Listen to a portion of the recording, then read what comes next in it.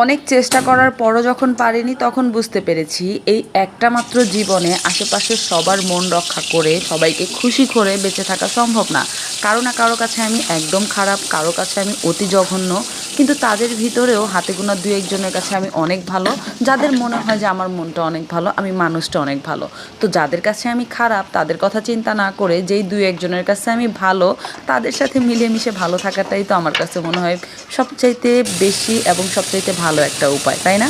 আর আমি যাদের কাছে খারাপ তাদের কাছে তো আমি কখনোই প্রমাণ করব না যে আমি কেন খারাপ, আমি কেন ভালো। দরকার নাই, নিজের জীবনে ভালো থাকাটাই মেন।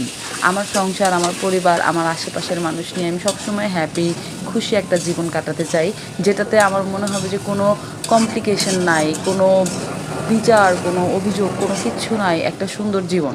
আসলে সবসময় তো সুন্দর জীবন পাওয়া সম্ভব না, কিন্তু চাহিদা যদি কম থাকে আর আপনি যদি সব কিছুতে মানায় নিতে পারেন, তাহলে আমার মনে হয় যে প্রত্যেকটা মানুষের জীবনই অনেক সুন্দর।